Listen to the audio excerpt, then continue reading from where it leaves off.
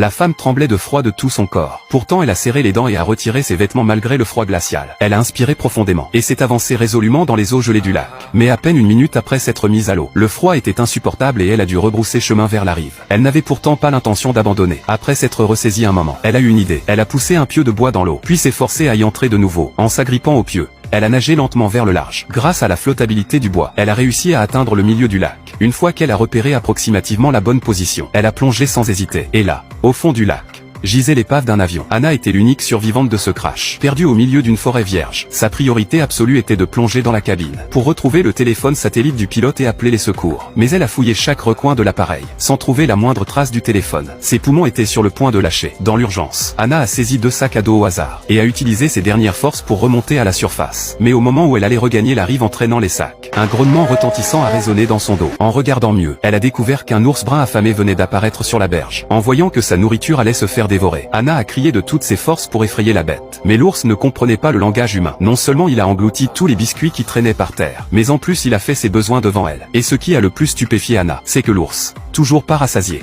s'est dirigé droit vers le corps de son compagnon de voyage. Anna a eu un mouvement de panique.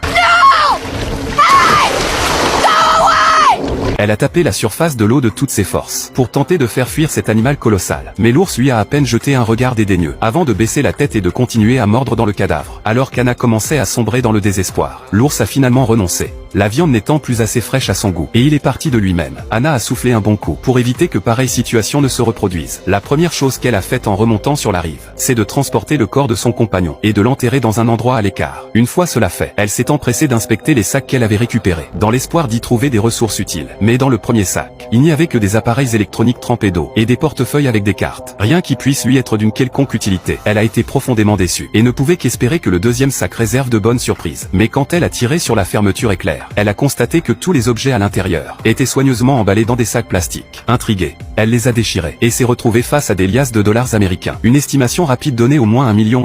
Mais Anna n'éprouvait pas la moindre joie, car au milieu de cette forêt primitive, cette montagne de billets ne valait pas mieux que du papier froissé. C'est alors qu'elle a remarqué quelques flacons de médicaments tout au fond. Elle ne savait pas ce que c'était exactement, mais les flacons en eux-mêmes pouvaient lui être utiles. Elle a vidé les comprimés, et sans perdre une seconde, elle est allée remplir les flacons à la rivière. Sauf que dans cette nature sauvage, l'eau de rivière était forcément pleine de bactéries. Il fallait absolument la faire bouillir avant de la boire. Anna a alors eu une idée. Elle a trouvé une paire de lunettes, et s'en est servie pour concentrer les rayons du soleil sur les billets de banque. Et ça a fonctionné. En peu de temps, de petites flammes ont commencé à s'élever. En voyant le feu prendre de plus en plus d'ampleur, Anna a sauté de joie sur place. Le problème du feu était réglé. Il ne lui manquait plus qu'un récipient pour faire bouillir l'eau. Elle s'est souvenue que l'avion avait percuté des arbres avant de s'écraser. Alors elle est partie fouiller la forêt. Et en peu de temps, elle a trouvé un morceau de fuselage assez creux pour contenir de l'eau.